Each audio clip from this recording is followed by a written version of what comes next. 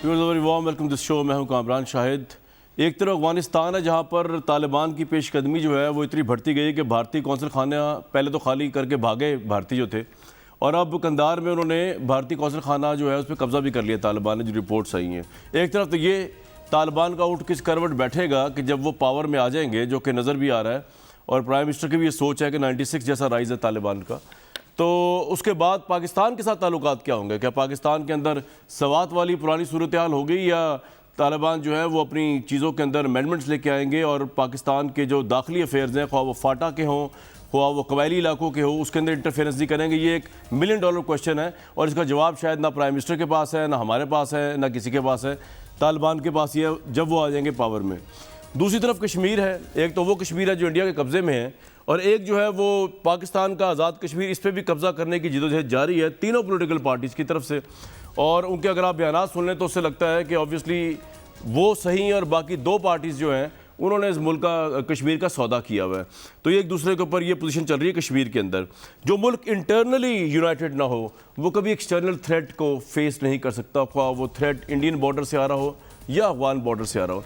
आज नैब को लेकर ब्यूरोक्रेसी काम नहीं कर रही, आज नैब और एहतसाब को लेकर बिजनेसमैन काम नहीं कर रहा, और ये मामला 3 साल हो गए हैं। प्राइम मिनिस्टर जितना कहते रहे कि ये चीज़ उठ रही है, वो चीज़ उठ रही है, यहाँ से बिजनेस उठ रहा है, कोई शख्स इस मुल्क के अंदर जायज़ बंदा नैब की वजह से इन्वेस्ट करने को तैयार नहीं है, क्योंकि वो सोचता है कि यहाँ पे तो जो बंदा काम करता है उसके बाद होता क्या है। हफीज़ शेख को जो है, अब मैं आपको लेटेस्ट बता दूं कि वो हफीज़ शेख जो अभी तक मंजूर नज़र थे इस गवर्नमेंट के, अब नैब ने जो है, नैब कराची के डायरेक्टर जनरल जो है डॉक्टर नजफ कुली मिर्ज़ा साहब की सरबराही में, उन्होंने एक रेफरेंस तैयार कर दिया हफीज़ शेख के ऊपर भी इख्तियारात का कोई नाजायज़ इस्तेमाल। प्रॉब्लम ये है कि बहुत अच्छा होता अगर ये नैब और इमरान खान साहब का जो कट्ठा नैरेटिव और डंडा है इससे कुछ बरामद होता, लेकिन हुआ क्या? हर केस के अंदर जो है ऑपोजिशन पकड़ी गई, हुकूमत का कोई बंदा उस तरह नहीं पकड़ा गया। ऑपोजिशन पकड़ी गई, ऑपोजिशन रिहा हुई, हुकूमत सिरनगू हुई, नैब सिरनगू हुई, और कोर्ट से क्या डिसीजन दिया? अभी लेटेस्ट डिसीजन मेरे सामने बड़ा शाहिद खाकान अब्बासी का, इस्लामाबाद हाई कोर्ट का तफसीली ज़मानत का फैसला। वो कह रहे नैब का ये केस है ही नहीं कि शाहिद खाकान ने कोई माली फ़ायदा उठाया। ये एक लाइन इतना बड़ा थप्पड़ है इस पूरे सिस्टम के ऊपर। जो एहतसाब की पिक्चर चल रही है इसको फ्लॉप कराने में ये एक लाइन जो है यही काफ़ी है। और शर्म का मुकाम है कि अगर आप एहतसाब सिर्फ अपोजिशन के लिए कर रहे हैं और उसकी वजह से ब्यूरोक्रेसी काम नहीं कर रही, उसकी वजह से बिजनेस मुल्क में नहीं आ रहा, तो अपने पॉलिटिकल वेस्टेड छोटे इंटरेस्ट के लिए आप इस मुल्क की इकॉनमी को तबाह कर रहे हैं, आप इस मुल्क की ब्यूरोक्रेसी को तबाह कर रहे हैं। पंजाब में आगे काम नहीं हो रहा, बुजदार साहब हो या बुजदार साहब ना हो, नैब की वजह से काम नहीं हो रहा, और ये सब कुछ प्राइम मिनिस्टर साहब के मुबैना सपोर्ट से हो रहा है। तो बहुत वार्म वेलकम हमायूं अख्तर खान साहब को, उस्मा बुखारी साहब को, शहनाज़ा साहब को। हमायूं साहब, ये मुल्क नहीं चल पा रहा आपसे। आपने जो नैब को शुतर बे मुहार दिया हुआ, और जिस तरह नैब को पे दर पे और आपकी हुकूमत को हजीमत उठानी पड़ रही है, कश्मीर के इलेक्शन पर अभी मैं आऊँगा, ये मुल्क तबाह हो गया, इसकी इकॉनमी तबाह हो गई है, उनकी लाइन ही ड्रॉप हो गई है जी। तो मैं लूँगा फिर एक, चलें उस्मा बुखारी साहबा को। उस्मा बुखारी साहबा, ये मरीम नवाज़ साहबा की तरफ मैं आता हूँ। आज उन्होंने जो बातें की हैं प्राइम मिनिस्टर के ऊपर ख़ास तौर पे, भाई प्राइम मिनिस्टर का राइट है वो जहाँ चाहे जाएं, अगर वो जा रहे थे कश्मीर तो आपको प्रॉब्लम क्या है? ज़रा पहले सुलमान उन्होंने कहा क्या, उसके बाद बात करेंगे। इमरान खान सुना है यहाँ पर वोट मांगने के लिए आ रहा है। क्या तुम कश्मीरियों का आटा भी छीनने आ रहे हो? क्या तुम कश्मीरियों की चीनी भी छीनने आ रहे हो? क्या तुम भिखारियों की तरह कश्मीरियों को भी कतारों में लगाने आ रहे हो? वोट चोर, कश्मीर चोर इमरान खान, उनके वज़रा खुलेआम यहाँ पर पैसे बांटते हुए रंगे हाथों पकड़े गए हैं। अदालतों के फैसले देखे हैं ना? नवाज शरीफ पर करप्शन का कोई इल्जाम नहीं, अदालत। शहबाज शरीफ पर करप्शन का कोई इल्जाम नहीं, अदालत। शाहिद खाकान अब्बासी पर करप्शन का कोई इल्जाम नहीं, अदालत। हमजा शहबाज, मिफ्ता इस्माइल, ख्वाजा आसिफ पर करप्शन का कोई इल्जाम नहीं, अदालत। वो जमीन पर मुंह के बल पड़ा है तुम्हारा करप्शन का बयानिया। हमायूं अख्तर खान साहब, मैं आपको सवाल ये कर रहा, जब लाइन ड्रॉप होगी कि ये मुल्क चल नहीं रहा नैब और इमरान खान साहब के एहतसाब की मुबैना विंडिक्टिव नारे और पॉलिसीज़ की वजह से तबाह हो रहा है ये मुल्क 3 साल में।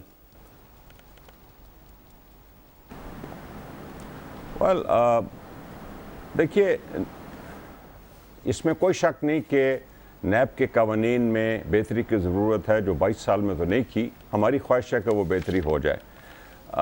इसमें भी कोई शक नहीं कि जो ये विंडिक्टिव सियासत है ये 60 की दहाई में भी थी, 70 में भी थी, 80 में भी थी, 90 में भी थी। पहला जो अकाउंटेबिलिटी ब्यूरो था वो PMLN का सैफुर रहमान साहब का था। हमारी अब पूरी कोशिश ये है कि नैब के कवानीन को ठीक किया जाए ताकि इंसाफ में बेहतरी लाई जा सके। बाकी ये कहना कि ये मुल्क इस वजह से नहीं चल रहा, नहीं, मैं ये नहीं कह रहा सर। ये बहुत बड़ा रीज़न है, इस मुल्क में ब्यूरोक्रेसी काम नहीं कर रही। बड़े बड़े ब्यूरोक्रेट्स आप लोगों ने नैब के जरिए, जो नवाज शरीफ शहबाज शरीफ दौर के थे, उनके चक्करों में उनको जलील करने के लिए कि ये करप्ट हैं, इनकी लीडरशिप करप्ट है, आपने अंदर डाल दिए। सब 1.5 साल जेलें भुगत के बाहर तो आ गए, लेकिन it has demoralise the bureaucracy. आपने बिजनेसमैन को नहीं छोड़ा, अभी देखें आपने हफीज़ शेख को नहीं छोड़ा, अपने वजीर खजाना को, उसके ऊपर भी आ गया नैब का रेफरेंस। तो ये मुल्क उस लिहाज से नहीं चल रहा जो इकॉनमी की ग्रोथ होनी चाहिए। जी सर। कामरान, शायद आप बिल्कुल ये अस्यूम कर रहे हैं, ये आपको पता होना चाहिए कि नैब एक इंडिपेंडेंट अदारा है, इसका अलग स्टैट्यूट है। नैब का जो हेडक्वार्टर है वो PM सेक्रेटेरिएट नहीं है और वो हमारे हर इशारे पे नहीं चलता। आपने देखा कि नैब ने जो भी केसेस बनाए और उसमें से बहुत से केसेस जो हैं वो सुप्रीम कोर्ट की इंस्ट्रक्शंस के बाद बनाए गए। वो अदालतों में या उनमें बेल्स हुई है या अभी वो उनमें प्रोसिक्यूशन हो रही है। सो ये कहना कि ये सारा कसूर नैब का हमारा है, ये तो सरासर सही बात नहीं। सर हुमायूं साहब, I beg to differ with you, क्योंकि जो कोर्ट्स के फैसले आ रहे हैं उनमें खुलेआम लिखा हुआ है कि ये हुकूमत के एमा के ऊपर जो है अपोजिशन को विंडिक्टिवनेस का निशाना बनाया जा रहा है। खुला लिखा हुआ है कोर्ट्स के अंदर। आपकी हुकूमत पर जितनी तनकीद नैब और एहतसाब को लेकर कोर्ट्स ने की है वो आप ज़रा खुद देख लीजिए।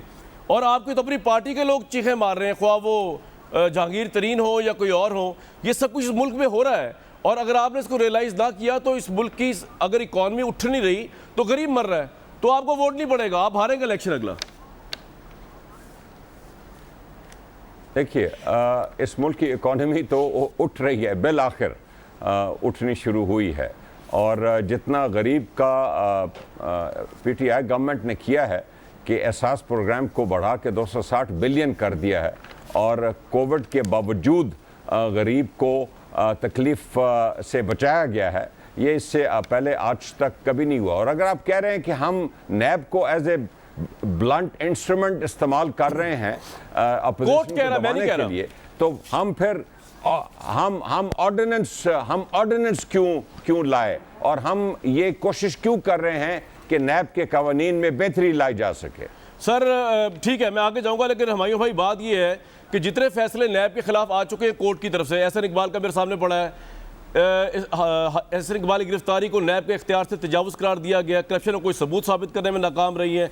हुआ ये कि नैब के जितनी भी डिफीट्स हुई हैं कोर्ट के ज़रिए, आप लोगों ने नैब को डिफेंड किया, आप लोगों ने नैब की फिर भी हौसला अफजाई की। इससे तासुर बनता है कि ये सब कुछ आपके एमा पर हो रहा है मुबैना तौर पर, और रिफॉर्म्स आप अब तक लेके नहीं आए। आपको ना नवाज शरीफ ने रोका है ना आसिफ अली जरदारी ने रोका है। आप चाहते थे उस नैब में रिफॉर्म लाकर इस मुल्क की इकॉनमी, इस मुल्क की ब्यूरोक्रेसी को नैब के फेयर से आज़ाद कर सकते थे, आपने नहीं किया। लेकिन बहरहाल मैं आगे जाऊँगा। उस्मा बुखारी साहबा, आपका क्या प्रॉब्लम है भाई? आप प्राइम मिनिस्टर के कश्मीर जाने पर भी आपकी पाबंदी है, ये तो बड़ी डंडे वाली पॉलिसी है आपके। प्राइम मिनिस्टर जहाँ चाहेंगे जाएंगे। Who are you to dictate him? बहुत शुक्रिया कामरान। हाँ, हम बिल्कुल डिक्टेट नहीं कर रहे और डिक्टेटर एक ही है इस मुल्क में जिसका नाम इमरान खान है, और ना उनको किसी ने रोका है। मरियम साहिबा ने पूछा है कि क्या आटा चोरी करने आ रहे हो, चीनी चोरी करने आ रहे हो, करने क्या आ रहे हो? ज़ाहिर है आटा चोर हैं वो, चीनी चोर हैं वो, और इस मुल्क की अद्वियात उन्होंने खा ली हैं। जो है इस पेट्रोल के अंदर जो है उन्होंने अरबों रुपए अपनी ATMs के साथ मिलके कमाया है, तो वो चोर तो हैं। और ये अलहदा बात है कि उनकी फ़ाइलें अभी नहीं खुल रही, बट खुलेंगी ज़रूर, ये बात याद रखिएगा। अब आपको याद होगा भी नैब पे जो बात हो रही है, नैब के ऊपर रिफॉर्म्स करने के लिए पहले आप मुझसे पूछे, उस्मा साहिबा आप पहले मुझसे पूछे, आज मैं इतना जज्बाती क्यों हुआ वो नैब के ऊपर? पूछे मुझसे सवाल आप। Very good. क्यों हुए कामरान साहब? मैं इसलिए हुआ मैं इसलिए वो शरीफ आदमी हफीज शेख जो कल तक आंखों का तारा था, इमरान खान साहब की PTI का दुलारा था, उसके ऊपर भी रेफरेंस खुल गया। मतलब मैं तो ये हैरान हूँ, गुस्सा चढ़ गया मुझे आज। देखो नहीं, लेकिन नहीं नहीं, लेकिन आप इस बात पूरी खबर पढ़ लो ना। जो उन्होंने कारनामे इस दौरे हुकूमत में सरंजाम दिए हैं उसके ऊपर नहीं खुली है उनके ऊपर केस, उनके ऊपर पुराना पीपल पार्टी के ज़माने का जो है, क्योंकि ये जो दौरे हुकूमत है ना, ये सादिक और अमीनों का दौरे हुकूमत, इसमें जितनी मर्जी अरबों रुपए के लूट मार कर ले, भाई वो रिंग रोड बनने से पहले अरबों रुपया खा गए, इनकी कारीगरी का आपको अंदाज़ा नहीं होता। और ये जो है हफीज़ शेख जो है वो इलेक्शन हार गए, इमरान खान साहब को लोगों ने वोट नहीं डाले, तो फिर अब जाहिर है उनको भुगतना तो पड़ेगा। था फरदौस आशिक अमान हो, उस पर इंक्वायरी होती है, वो पीटीआई में जाती हैं, वो दूध की धुली हो जाती हैं। तो ये ऐसे ही है इस मुल्क में, जो सिर्फ पीटीआई में जाएगा सिर्फ जो है वो बचेगा इस मुल्क में, बाकी कोई नहीं बचेगा। जो नैब के ऊपर मैं बात इंपॉर्टेंट करना चाह रही थी जी, नैब के ऊपर जब रिफॉर्म्स करने के लिए हमें बैठने के लिए कहा और एक ऑर्डिनेंस भी लाए और उसके ऊपर कहा कि जी बात करते हैं, तो बाद में आपको पता है ना एनआरओ मांग रहे थे, हर बात पे वो कहते हैं एनआरओ मांग रहे थे। आपने अमेंडमेंट ऐसी पेश की जिसके अंदर आपकी लीडरशिप के सारे मुकदमे खत्म हो रहे थे, इसलिए उन्होंने कहा गवर्नमेंट ने ये नहीं, मुकदमे तो हमारे देख लिए ना तुमने कैसे खत्म हो रहे हैं, और वो आला अदालतें बता रही हैं कैसे खत्म हो रहे हैं। लेकिन अब ये नैब के अंदर तरमीम नहीं हो सकती। अब ये 90 दिन का रिमांड जो है ना, ये इमरान खान और उसकी काबीना को भुगतना पड़ेगा। अब ये जो टॉर्चर सेल है ना, ये सारे इनमें से इमरान खान साहब को गुजरना पड़ेगा। अब ये जो छलनी है जो उन्होंने टेस्ट सेट किया है, आप वो क्या बात कर रहे हो कि जी वो उन्होंने क्या, उस्मान डार ने नहीं कहा कि जी मैं फाइलें देख के आया हूं नैब के अंदर और मेरे कहने पे ख्वाजा आसिफ अंदर जाएगा, वो गए ना। इन्होंने इनके जो लोग हैं, और इमरान खान साहब ने जब शाहिद खाकान अब्बासी के ऊपर वो अमेरिका में गए, नेक लोग हैं, जेल में ख्वाब में नजर आ जाता है, मैंने जेल में डाल दिया। नेक लोग हैं, ख्वाब में नजर आ जाता है नून लीग की गिरफ्तारियां, आप इसको टेंशन क्यों ले रही हैं इतना? इसका ये मतलब नहीं कि नैब से मिली हुई है गवर्नमेंट। नहीं, टेंशन नहीं ले रहे। अब टेंशन के दिन हमारे खत्म हो गए कामरान। अब टेंशन के दिन इनके हैं। इनको अभी जो अवाम के अताब से भी बचना है। इमरान खान साहब को काश कोई खबर दे दे कि उनकी अपनी कॉन्स्टिट्यूएंसी जो मियाँ वाली है, उसके अंदर एक सलीम नामी लड़के ने कल खुदकुशी की है और लेटर लिखा है इमरान खान के नाम। और ये जो इस वक्त बहुत तरक्की हो रही है ना पाकिस्तान में, ये उन गरीबों के जख्मों पे नमक छिड़कने की बराबर है कि जो आप मुझे ये बताइए, चीनी आज भी 110 रुपए किलो है। हाँ, आपको याद है, आप और मैं आप ही के शो में शहबाज गिल ने मुझे कहा था कि देख लेना आगे इमरान खान खड़ा है 70 रुपए पे चीनी ला के रहेगा। मुझे बताएं कहाँ है चीनी? ये तो एक मजाक की था, आप सही कह रही हैं, लेकिन आज ये अब इन्होंने दोबारा से बिल्कुल ठीक, चीनी के ऊपर एक और डकैती की है। और मजे की बात ये, जो डकैत है सबसे बड़ा, वो सबसे बड़ा मुअज़्ज़ज़ है। अब जहांगीर तरीन की गिरफ्तारी की जरूरत भी नहीं है और जहांगीर तरीन को किसी ने हाथ भी नहीं लगाना। ठीक है जी, पॉइंट आ गया। शहरा रजा साहब बहुत वार्म वेलकम। नैब के ऊपर आज जज्बाती में इसलिए भी हुआ कि आपकी भी सुलह पेशी होगी नैब पे। चले वो तो मुझे नहीं पता वो क्यों हुई, लेकिन आज चौधरी फवाद ने बड़ी इंटरेस्टिंग बात की है। उन्होंने कहा जी आसिफ जरदारी साहब तो उन्होंने कहा, मैं कह रहा हूँ कि जाली अकाउंट्स केस में अब तक नैब 33 अरब रुपया वसूल कर चुकी है और ये तकरीबन $200 मिलियन बनते हैं। असल मुकदमा 5000 अरब रुपए के लगभग है। इस वसूली से आप अंदाजा लगाएं इस मुल्क में करप्शन क्या क्या सता रही है, हुक्मरानों ने सिंध और पाकिस्तान को कैसे लूटा। शैला साहब आप तो शरीफ ही लगती है, लेकिन आपकी तो पता नहीं पेशी क्यों हो गई, मुझे दुख है बड़ा। ये क्या मामला है जरदारी साहब का? जी अच्छा, पहले ये कि फवाद जब बैठ के बातें कर रहे होते हैं ना टीवी पे, तो बस आप उनको देख के हंस सकते हैं और सुनने के बाद तो फिर उसमें हंसने के अलावा कुछ रह नहीं जाता। और अगर जरदारी साहब के पास से ये सब इन्होंने बरामद कर लिया है तो रेफरेंस दायर करके बाकायदा आप ये सबूत अदालत में पेश करें कि गिल्टी हैं। अब उनका नाम अलीमा बाजी तो नहीं है कि बाहरों बाहर उनसे पैसे लेके आप उन्हें छोड़ देंगे। भाई वो MNA सही सदर रह चुके हैं पाकिस्तान के, आप उन पे फाइल करें, ले जाएं अदालत में कि ये शख्स ने से नैब ने वसूल लिया है। तो एक तो ये बात है, फवाद बेचारा क्या करे। अच्छा, दूसरी बात ये है कि जहाँ तक मेरी बात है, मेरा ज़रूर आज एक कॉल अप नोटिस था कि NICVD जो है, जब उसका जो लॉ है उसके तहत जो गवर्निंग बॉडी थी, मैं उसकी मेंबर थी, वन ऑफ मेंबर, तो मैंने मिनट्स ऑफ द मीटिंग पे साइन क्यों नहीं किए? अच्छा, इसलिए नहीं, एक हफ्ता मुझे बिजी रखा। अच्छा। मकसद पूरा हो गया। अब वो साइन, लेकिन शहरा साहब मुझे एक सवाल का जवाब दें, क्या ये कहना कि इस मुल्क के अंदर ब्यूरोक्रेसी और बिजनेस डैमेज हुई है इस एहतसाब के पूरे चक्कर की वजह से, ये बात गलत है, एग्जैजरेटिव है, ये क्या है आपके नज़दीक? What's your take on it? इसमें कोई शक नहीं है। मैं एक छोटी सी बात बता जी, रही जी, हूँ जी, जी। कि आप इस मीटिंग में थी और इस मीटिंग में ये डिसाइड हुआ है तो आपने अप्रूव किया था या नहीं किया था। तो ये सारी 31 सवाल जो हैं वो 3 मीटिंग से रिलेटेड आ गए, जिसमें मैं एक में मेंबर हूँ और 2 में मैं बाय स्पेशल इनविटेशन जो है वो इनवाइटी हूँ, स्पेशल जी, जी, इनवाइटी, जी। यानी मैं वोट दूँ या ना नहीं दूँ, मेरी उसकी हैसियत ही नहीं है, रिक्वायरमेंट ही नहीं है। तो जिसमें मैं मेंबर हूँ, जो मुझे मिनट्स दिए गए हैं, उसमें किसी शख्स के ऊपर इंक्वायरी है कि उसको आपने कहीं वहाँ पे NICVG में रखा है, उस शख्स का मिनट में नाम नहीं है।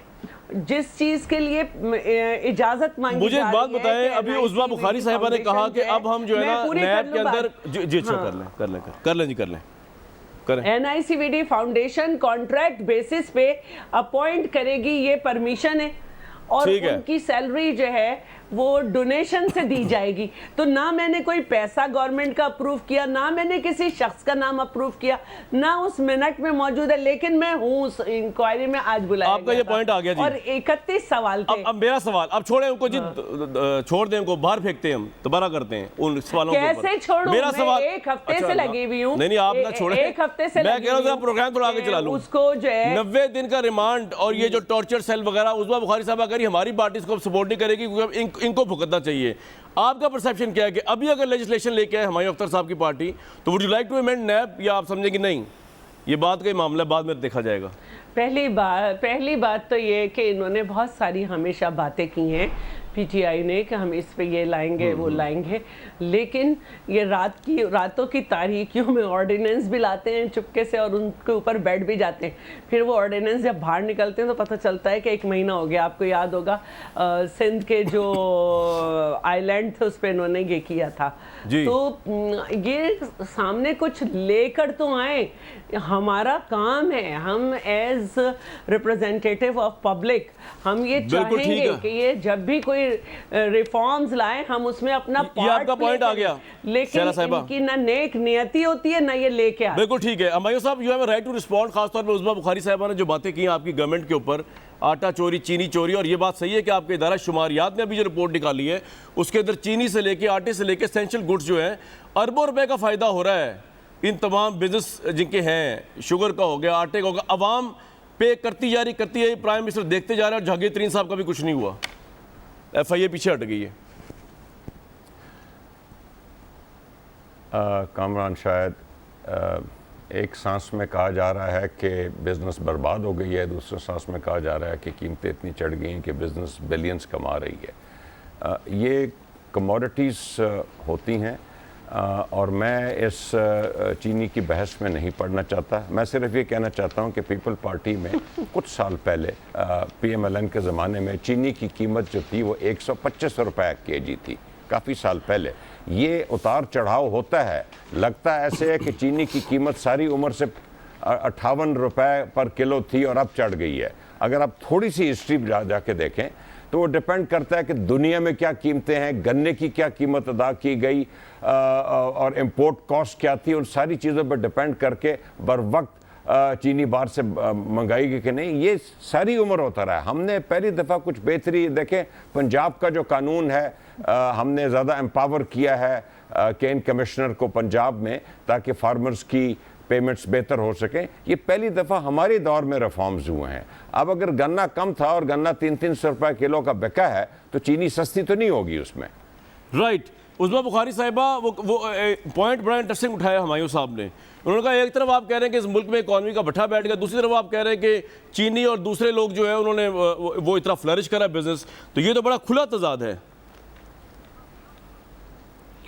नहीं, देखिए बिल्कुल खुला तजाद नहीं है। मैंने तो पहले भी कहा कि माफियाज और ATMs जो हैं वो बिल्कुल कमा रही हैं, वो अरबों कमा रही है, हमारी जेब में से जो है वो रोज़ डकैती होती है और कोई पूछने वाला देखने वाला नहीं है। जो हुमायूं साहब ने कहा कि उतार चढ़ाव होता है, रोना ये है कि उतार जो है वही हो जा रहा है, उतार जो है वो हो रही है, चढ़ाव जो है उसका कोई पता ही नहीं है।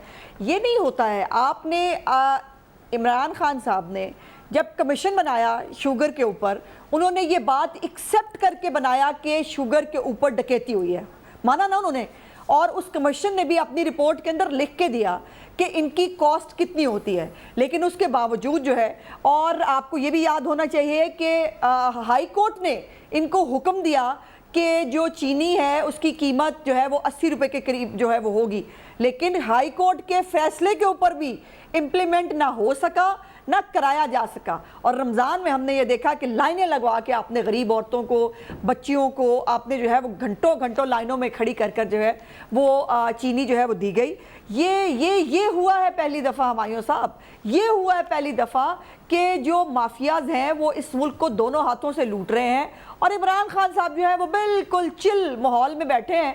उनको बड़ी आवाम की एक तरफ फिक्र है, उनको सुबह रात को नींद नहीं आती, लेकिन होता यह है कि उनके दौरे हुकूमत के अंदर कोई एक चीज़ मुझे ये बताइए कि क्या सब्जियां जो है वो हम लंदन से मंगाते हैं? सब्जियों की कीमत अंदाज़ा है आपको कि इस वक्त सब्जियों की कीमत क्या है? क्या आपको अंदाज़ा है कि तेल की कीमत में जो घी है उसकी कीमत में 320 रुपए इजाफा हो चुका है? 320 रुपए किलो है अब। इसका जवाब देना चाहूंगा। और जी, मुझे ये आपको पूरा बताइए राइट कि आप इमरान खान की तकरीर देख के खुश हो जाएं, ये घी की कीमत देखकर, या जो बिजली की कीमत में आपने उस्मा इजाफा साहब, किया 2 रुपए 90 पैसे, he has a right to respond, उसके बाद आपकी बारी आएगी पेट्रोल की कीमत में जो हर 15 दिन बाद इजाफा होता है, इमरान खान की तस्वीर देख के खुश हो, उसकी तकरीरें जो है वो गले में डाल ले, करें क्या ये तो बता दें। मेरा हमने ख्याल है आप जाना तावीज़ था इस बना नए पाकिस्तान में, इस मदीना की रियासत में। चलो जी, हुमायूं साहब, हाँ, you have a right वही to लग रहा respond। है, तावीज़ बना लेंगे, बट उसमें असर अब कोई हुमायूं नहीं साहब होगा। बोलेंगे, उस्मा साहब पेशेंस से सुनिएगा। मुझे ऐसा लग रहा है जैसे इंतहाई मासूम पार्टी हैं जो हैं वो ये बात कर रही हैं। मुझे ज़रा बताइए कि पाकिस्तान की शुगर इंडस्ट्री में सबसे बड़े नाम जो हैं वो दोनों PMLN और पीपल पार्टी की टॉप क़यादत के नाम हैं, ये बिल्कुल फैक्ट है। मुझे ये बताइए कि चोर डाकू कहा जा रहा है, लेकिन सुप्रीम कोर्ट ऑफ पाकिस्तान के बेंचों के तहत जो JITs बनी और उनमें महीनों इन्वेस्टिगेशन हुई, उन इन्वेस्टिगेशंस के बाद PMLN और पीपल पार्टी की टॉप क़यादत के ख़िलाफ़ मुकदमे चल रहे हैं। 3 साल से अपोजिशन की सियासत ये रही है कि हमारे लीडर बचा दो, बाकी सारा कि उनका कोई इंटरेस्ट नहीं था। ये बात आप कर रहे हैं 3 साल बाद, और हमें आप कह रहे हैं कि माफियाज और चोर और ये और वो। मतलब कहाँ से आप किस पॉइंट से बात करें? बिलियंस के मुकदमे आपके खिलाफ चल रहे हैं, और क्या आप हमें रहे हैं? सबसे बड़ी आपकी जो अपनी इंक्वायरी कमीशन की रिपोर्ट आई शुगर की, सबसे बड़े प्रोड्यूसर जो है वो कंपनीज है जहांगीर तरीन साहब की, सबसे बड़े 20.05 प्रोडक्शन है उनकी। है खुसरो बख्तियार और ये दोनों। तो कहने का मतलब है आप ये तो बिल्कुल फैक्चुअली आपने, I have to correct you here कि आप कह रहे हैं कि जी सबसे बड़ी शुगर प्रोडक्शन जो है ये 2 बड़ी पार्टीज की। आई एम सॉरी, ये आप फैक्चुअली सही नहीं है बात। हमारी शुगर मिले 3 साल से बंद है। 1 मिनट बात लेकिन मुझे ये बताइए कोई सब्सिडी ली है? कामरान शाहिद, एक पॉइंट प्लीज। जी हुमायूं साहब, क्या आप ये डिनाई कर सकते हैं कि PMLN की टॉप लीडरशिप और पीपल पार्टी की टॉप लीडरशिप का शुगर इंडस्ट्री से कोई ताल्लुक नहीं? Do you want to deny it? नहीं, मैं तो डिनाई नहीं कर रहा, मैं तो कह रहा हूं कि जिस बंदे ने पैसा बनाया अवाम की जेब से लिया। देखिए सर, अब आप बड़ा और छोटे की बड़ा या छोटे की बात कर रहे हैं। मेरी बात में तो है ना वो सारे। नहीं हुमायूं साहब, मैं ये नहीं कह रहा, आप मेरी बात तो सुने। मैं ये बिल्कुल नहीं कह रहा। एक मिनट उस्मा साहब, एक मिनट बात आप नहीं कह रहे सर, मेरी अर्ज सुन लें सिर्फ। प्राइम मिनिस्टर ऑफ पाकिस्तान, चाहे वो उज़मा बुखारी साहबा की पार्टी हो, जहांगीर तरीन साहब का ग्रुप हो, या शहरा रज़ा साहबा की पार्टी हो, और वो माफिया चाहे आटे का हो, चाहे तेल का हो, या वो शुगर का हो, डजंट मैटर। मैं किसी एक उसकी कम्युनिटी की बात भी नहीं कर रहा। प्राइम मिनिस्टर जब आपका बेबस है तो इनकम्पिटेंसी है। प्राइम मिनिस्टर अगर कह रहा है माफियाज के आगे मैं ना रेट कम कर सकता हूँ, ना चीनी के, ना पेट्रोल के, ना आटे के, ना नमक के, ना सब्जी के, तो ही इज इनकम्पिटेंट। तो why is in the position? मैंने उनसे सवाल पूछ रहा है, अगर ये भी चोर है आप इनको पकड़े, किसने रोका है आपको? ये तो पॉइंट ही नहीं है। अगर ये 10% के भी प्रोड्यूसर है, 1% इनको पकड़े आप। उज़मा बुखारी साहबा, ये हंसने का मुकाम नहीं वैसे कि वो जो कह रहे हैं कि बाकी सभी इस हमाम में सब एक जैसे, चीनी वाले, तेल वाले और आटे वाले। हाँ जी, नहीं, ऐसे नहीं है। नो, ऐसे नहीं है। बात को ट्विस्ट करने की कोशिश ना करें, फैक्ट रहेगा। जो शुगर कमीशन क्यों बना था कामरान साहब, मेरा ख्याल है हमें थोड़ा सा हुमायूं साहब को याद कराने की कोशिश, प्राइसेस बढ़ी थी इसलिए बना था कि पता किया जाए कि कीमत जो है वो 70 रुपए से जो है वो 110 रुपए तक क्यों पहुंची। इसलिए बना था कमीशन। उस कमीशन ने अपनी रिपोर्ट दी, और उस कमीशन ने अपनी रिपोर्ट दे के उसने बताया कि मखदूम खुसरू बख्तियार की फैमिली प्लस जहांगीर तरीन जो है वो 40% बनते हैं इस कार्टेल का। और ये मेरा ख्याल है हमायूं साहब की इतला दुरुस्त फरमा लें कि हमारी शुगर मिलें 3 साल से बंद हैं, और ये जो आपने सब्सिडी जो शुगर मिलों ने ली पंजाब से, उसके बाद शुगर बाहर भिजवाई, फिर वहाँ से महंगे दामों दोबारा खरीद के मुल्क के अंदर लेके आए, ये सारा तमाशा इमरान खान जो वजीर तजारत है उसने करवाया और उसके होते हुए हुआ। और आज तक 1 मिनट हाई चाहिए कोर्ट होगा। के पूरे जो अहकामात के बावजूद क्विकली मैंने ब्रेक ये लेनी है। कीमतें उस्मा कम साहब आपका नहीं कर पॉइंट आ सकते, गया, ये तो पहली लंबा बात। बहस चल रही दूसरी बात, हमायूं साहब 1 मिनट दूंगा ब्रेक से पहले, उसके बाद उस्मा साहब बाद में शैला साहब को लेना। जी हमायूं साहब 1 मिनट आपको दे रहे हैं। 1 मिनट जी सर। मेरा एक सवाल है, क्या ये आप कंफर्म कर सकते हैं कि पीएमएलएन और पीपल पार्टी के दौरों में किसी किस्म की कोई शुगर पे एक्सपोर्ट सब्सिडी नहीं दी गई थी? मैं सर इस सवाल का जवाब मैं आपसे लूंगा ब्रेक के बाद, लेकिन जो मेरा सवाल है, 1 मिनट ब्रेक में जाना, बड़ा लंबा हो गया टाइम, शैला साहब को लेना। मेरा जो सवाल है वो ये, हमायूं भाई, you are the government right now. अगर इन्होंने कोई गलत काम किया था पहले तो वो तो हम नवाज शरीफ साहब से, जरदारी साहब से पूछेंगे, इस वक्त इमरान खान साहब से पूछेंगे भाई, चाहे गलती इनकी शुगर या आटे की या कोई ऑयल की कंपनी है या आप लोगों की है, ये प्राइम मिनिस्टर पाकिस्तान ने कर रहे हैं सब कुछ। ये मैं नवाज शरीफ साहब को नहीं पूछ सकता, वो तो लंदन बैठे हुए हैं, जरदारी साहब कराची बैठे हुए हैं, पावर दोनों के पास है कोई नहीं, मैं उनसे क्यों पूछूं? मैं लूंगा एक ब्रेक।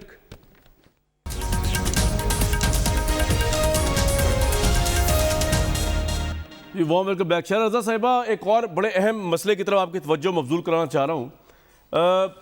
तालिबान की डेवलपमेंट, अफगानिस्तान की डेवलपमेंट बड़ी इस वक्त चल रही है स्ट्रेंज किस्म की। आपके नज़दीक given the fact Imran Khan साहब जो हैं उन्होंने न्यूट्रल रहने का फ़ैसला किया इस वॉर के अंदर, और उन्होंने ये भी कह दिया कि वो अफगानियों के ऊपर या तालिबान के ऊपर या अफगानिस्तान के ऊपर किसी एयर स्ट्राइक, किसी ड्रोन स्ट्राइक, किसी अड्डों प्लेटफॉर्म प्रोवाइड नहीं करेंगे। आपके ख्याल में व्हाट इज़ नेक्स्ट? अगर तालिबान की पावर वहाँ हुकूमत कायम हो जाती है, हमारे लिए क्या है? वी शुड बी सेटिस्फाइड और वी शुड बी वरिड? अच्छा, बहुत शुक्रिया, आपने ये टॉपिक भी मुझे लिया। देखिए, ये तो वहाँ पे बिल्कुल साफ नज़र आ रहा है कि तालिबान जो है डोमिनेट कर जाएंगे, जिस तरह से 70% से ज़्यादा वो डोमिनेट कर चुके हैं। अब सूरत हाल ये है कि इस वक्त में चाइना भी, ईरान भी और भारत भी अपने मामलात को देख रहा है। हमें ये मामलात बहुत संजीदगी से देखने हैं। हमें ये देखना है कि कहीं माजी की तरह एक दफ़ा फिर टीटीपी यहाँ पे मुख्तलिफ वाक़यात करके वहाँ जाके पनाह लेगी क्या? वो तालिबान, उसकी अफ़गान तालिबान इसकी इजाज़त देंगे? और हमारा जो एक सिलसिला है, जो हमारी जिस तरह की सरहद है, क्या वो हमारे यहाँ इंटरफेरेंस जैसे पहले इस तरह से किए गए वो होंगे? एक तो यह है। दूसरी बात यह है कि अमेरिका ही जब वहाँ से एक कैलेंडर डेट पे निकल गया 4 जुलाई को, और उन्होंने अपनी कोई चीज़ सुनी की, और जो तरीक़ा बैकग्राउंड से और जिस जगह से उन्होंने किया है, और वो ही जब ये कह रहे हैं कि हम जंग नहीं कर रहे, और तो आप क्या करेंगे? लेकिन असल बात जो है वो ये है कि जब वो खुद ही कुछ नहीं कह रहे तो ना वो आपसे डू मोर को कहेंगे। वो सिर्फ अमेरिका का अकेला फ़ैसला नहीं था, नेटो कंट्रीज़ का एक मामला था, क्योंकि अफ़गानिस्तान में बैठ के पूरी दुनिया के अमन को निशाना बनाया जा रहा था। वो कोई अफ़गानिस्तान में बैठ के अफ़गानिस्तान में नहीं कर रहे थे, ये पूरी दुनिया के अमन का मामला था। अब अगर ये वहाँ से निकलते हैं तो, और ये कुछ नहीं कर रहे, तो पाकिस्तान को तो, अगर हम अपने पुराने ताल्लुकात में जाएं ज़ियाउल हक से पहले के मनाजिर में, तो इंडिया हम पे लाख हमले करे, हमें उस सरहद पे एक सिपाही भी नहीं खड़ा करना होता था। और शहीद जुल्फ़िकार अली भुट्टो ने डेथ सेल से लिखा था कि रशिया के इनखला के बाद जो है, और इनखला में हमें रशिया के ख़िलाफ़ अमेरिका का साथ अफ़गानिस्तान में नहीं देना चाहिए, ये पॉलिसी थी। लेकिन इस पॉलिसी को पसंद नहीं किया गया इंटरनेशनली, और फिर आपने देखा भी कि क्या हुआ। तो उन्होंने कहा भी था कि मेरे बाद जो है हॉरिजेंटली और वर्टिकली डिस्ट्रक्शन होगा मुल्क में। तो ये हुआ कि मुल्क में जो है, जो वर्टिकल डिस्ट्रक्शन हुआ, उसमें आपने देखा कि फ़िरक़ावारियत बढ़ी, मज़हब के नाम पे चीज़ें बढ़ी, क्योंकि ये रास्ते जो हैं ये डिक्टेटर। लेकिन मैं ये पूछना चाह रहा था, बिल्कुल आपका ये पॉइंट आ गया, ठीक है, ये आपका पॉइंट आ गया कि बाजी में जो कुछ हुआ, लेकिन उज़्मा बुखारी साहिबा, अब तो हमने बड़ी न्यूट्रल पोजीशन ली है। अब तो हम कह रहे हैं कि हम ना किसी सिविल वॉर को सपोर्ट करेंगे ना किसी एक पार्टी को सपोर्ट करेंगे। तो अब तो आपको लगता है ना कि अगर तालिबान भी आ जाए अफगानिस्तान में तो हमारे साथ ताल्लुकात अच्छे होंगे, क्योंकि हम पिछली हुकूमतों की तरह उनके खिलाफ ये प्लेटफॉर्म प्रोवाइड नहीं कर रहे अपने मुल्क का, जो पॉलिसी है प्राइम मिनिस्टर की। नहीं कामरान, मैं नहीं समझती कि इतनी सिंपल और 2+2 वाली बात है। पहले तो देखने की बात यह है कि क्या जो तालिबान हैं वो आपको ट्रस्ट करते हैं या नहीं, पहली बात। दूसरी बात यह है कि क्या वहाँ पर हुकूमत कायम होने से पाकिस्तान के अंदर कोई प्रॉब्लम क्रिएट तो नहीं होता है। और मैंने अभी कल परसों रात को पेशावर के अंदर कोई जो है वो मुजाहरा होता देखा है तालिबान की, अमारात अफगानिस्तान के हक में जी निकला जनाजे में जी। यस, ये बहुत कंसर्निंग, हाँ ये बहुत कंसर्निंग बात है। और क्या हम अफोर्ड करते हैं कि उनके चैप्टर्स जो हैं वो यहाँ खुलें और यहाँ खुलकर जो है मुझे एक बात बताएं, पहले आप ये इल्ज़ाम लगाते थे कि इमरान खान साहब तालिबान खान है, सॉफ्ट कॉर्नर। अब तालिबान की गवर्नमेंट आ जाए तो फिर इमरान खान साहब को तो बेस्ट ताल्लुकात हो जाएंगे उनके अफगानिस्तान तालिबान के साथ। होने चाहिए, ये इस तरह नहीं होता। इमरान खान पूरा पाकिस्तान नहीं है ना। इमरान खान को आप पाकिस्तान ना कहें। इमरान खान तो जब तालिबान के या अफगानिस्तान के हवाले से जब ये कमेटी की मीटिंग हो रही थी, वो तो उसमें भी तशरीफ लाना उन्होंने मुनासिब नहीं समझा। उनके लिए और बड़े सारे उनके साथ प्रॉब्लम है, उनके और बड़े मसाइल हैं।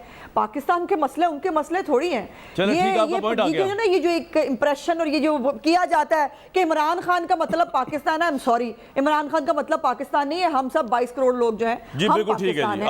और मैं समझ रही हूँ कि इस किस्म की हमें बहुत विजिलेंट रहने की जरूरत है। पाकिस्तान अगर किसी के मुदाखलत नहीं करता तो पाकिस्तान के अंदर भी किसी मुल्क की मुदाखलत नहीं होनी चाहिए। और ये हम पहले भुगत चुके हैं, मज़ीद भुगतने का मुताबिक नहीं हो सकते। हमारे साहब, मैंने टॉपिक चेंज कर दिया, वो पिछली बातें छोड़ के जरा इस पे आ जाए, फॉरेन अफेयर्स पे।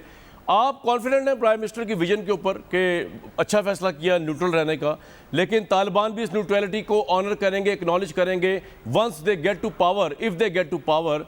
वो नहीं करेंगे जो उससे पहले उन्होंने किया है कि सवाद में भी इन्फ्लुएंस कायम कर दिया, स्टेट विद इन स्टेट हो गई पाकिस्तान में, और भुगता फिर हमने।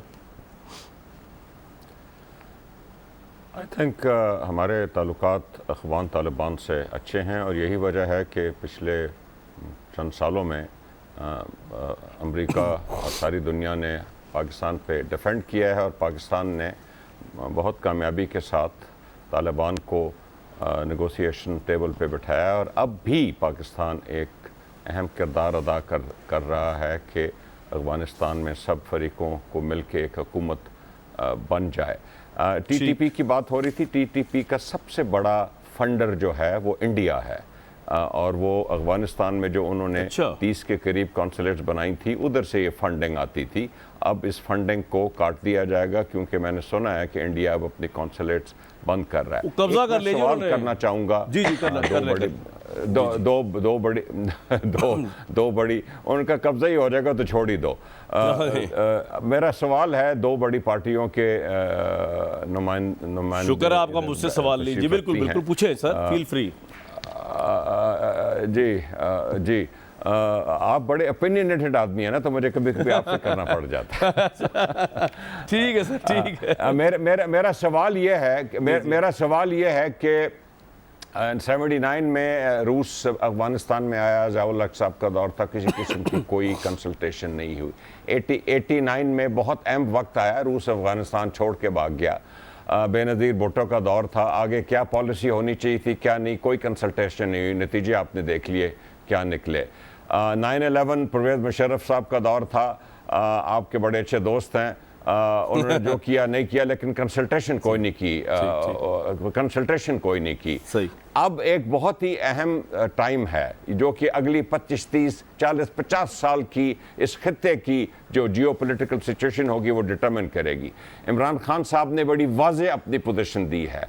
8-8 घंटे के इजलास हो रहे हैं, पाकिस्तान की स्टेट के तमाम जो लोग स्टेक होल्डर्स हैं वो इंतहाई काबिल एहतराम पार्लियामेंटेरियंस की ब्रीफिंग कर रहे हैं। लेकिन जो एक चीज़ मुझे सुनाई नहीं दे रही वो ये है कि मुझे ज़रा बता दीजिए कि अगले इस वक्त पीपल पार्टी का क्या व्यू है कि पाकिस्तान की क्या पोजीशन होनी चाहिए। कोई बिल्कुल खामोशी है। और PMLN का क्या व्यू है, चले मैं उनका पूछ लेता हूं, उस पार्टी का जो आपने अच्छा 4 सवाल किया। दफा वफाक में रह चुके हैं, उनका व्यू जरा अगर बता दे ताकि मय्यर हम साहब, आवाम आज को तो भी पता चल जाए आप कि छा क्या गए। व्यू है। आपने तो मुझसे भी अच्छा सवाल कर दिया, ये जो मेरे भी जहन में नहीं आता। जी शैला साहब, फर्स्ट यू टेक क्विकली, क्या आपका क्या विजन है जी इस पे? पहले तो मैं ये भी कहना चाहती हूँ कि इमरान खान का विज़न हमें यहाँ से नज़र आ रहा है जब बाबू सर में सेकंड कमांडर इंचार्ज जो है वो खुली कचहरी लगा रहा है।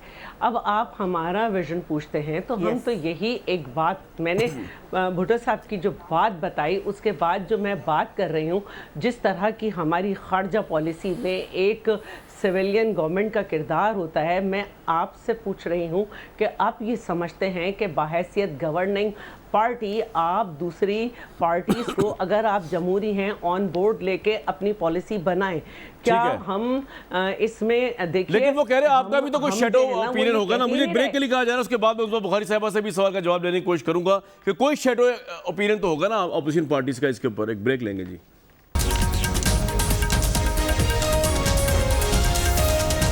जनाब, शेडोई जवाब जो था वो शेडो ही रह गया क्योंकि वक्त हो गया ख़त्म।